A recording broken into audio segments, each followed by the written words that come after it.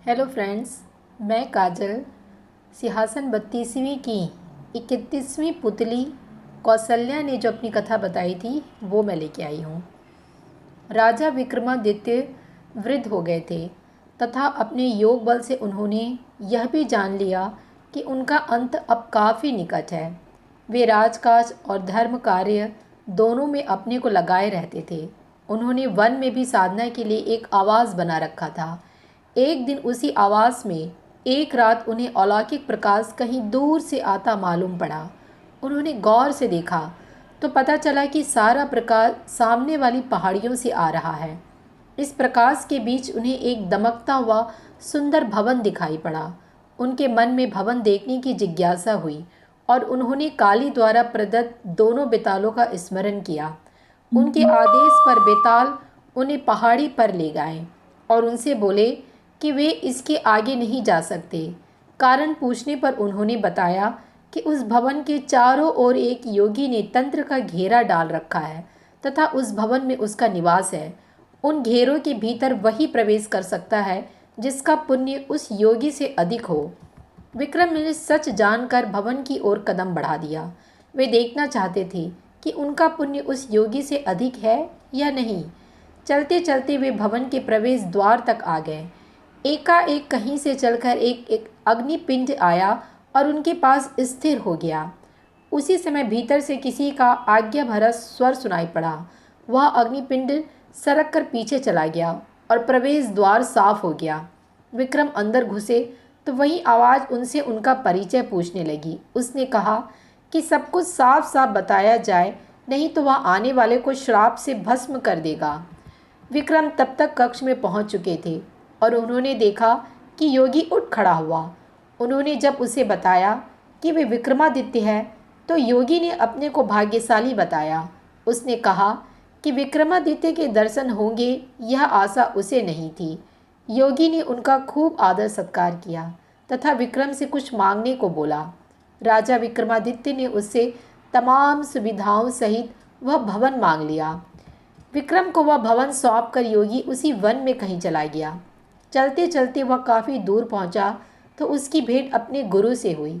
उसके गुरु ने उससे इस तरह भटकने का कारण जानना चाहा तो वह बोला कि भवन उसने राजा विक्रमादित्य को दान कर दिया है। उसके गुरु को हंसी आ गई।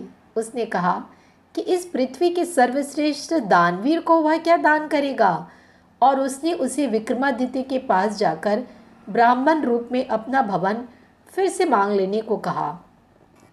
वह वेश बदलकर उस कुटिया में विक्रम से मिला जिसमें वे साधना करते थे। उसने रहने की जगह की याचना की। विक्रम ने उसे अपनी इच्छित जगह मांगने को कहा तो उसने वह भवन मांगा। विक्रम ने मुस्कुरा कर कहा कि वह भवन ज्यों का त्यों छोड़कर वे उसी समय आ गए थे। उन्होंने बस उसकी परीक्षा लेने के लिए उससे वह भवन लिया था। इस कथा के बाद 31वीं पुतली ने अपनी कथा खत्म नहीं की। वह बोली, राजा विक्रमादित्य भले ही देवताओं से बढ़कर गुण वाले थे और इंद्रासन के अधिकारी माने जाते थे, वे थे तो मानव ही। मृत्युलोक में जन्म लिया था, इसलिए एक दिन उन्होंने इहलियाक त्याग दी। उनके मरते ही सर्वत्र हाहाकार मच गया। उनकी प्रजा शोकाकुल होकर रोने लगी। जब उनकी चिता सजी तो उनकी सभी रानियां उस चिता पर सती होने को चढ़ गई। उनकी चिता पर देवताओं ने फूलों की वर्षा की। उनके बाद उनके सबसे बड़े पुत्र को राजा घोषित किया गया। उसका धूमधाम से तिलक हुआ, मगर वह उनके सिंहासन पर नहीं बैठ सका। उसको पता नहीं चला कि पिता के सिंहासन पर वह क्यों नहीं बैठ सकता है।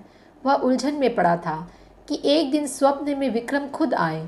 उन्होंने पुत्र को उस सिंहासन पर बैठने के लिए पहले देवत्व प्राप्त करने को कहा। उन्होंने उससे कहा कि जिस दिन वह अपने पुण्य प्रताप तथा यश से उस सिंहासन पर बैठने लायक होगा तो वे खुद उसे स्वप्न में आकर बता देंगे। मगर विक्रम उसके सपने में नहीं आए तो उसे नहीं सूझा कि सिंहासन का क्या किया जाए। पंडितों और विद्वानों के परामर्श पर वह एक दिन पिता का स्मरण करके सोया तो विक्रम सपने में आए। सपने में उन्होंने उससे उस सिंहासन को जमीन में गड़वा देने के लिए कहा तथा उसे उज्जैन छोड़कर अम्बावती में अपनी नई राजधानी बनाने की सलाह दी। उन्होंने कहा कि जब भी पृथ्वी पर सर्वगुण संपन्न कोई राजा कालांतर में पैदा होगा। यह सिंहासन खुद ब खुद उसके अधिकार में चला जाएगा। पिता के स्वप्न वाले आदेश को मानकर उसने सुबह में मजदूरों को बुलवाकर एक खूब गहरा गड्ढा खुदवाया तथा उस सिंहासन को उसमें दबवा दिया। वह खुद अम्मावती को नई राजधानी बनवाकर शासन करने लगा। तो मिलती हैं अगली कहानी में।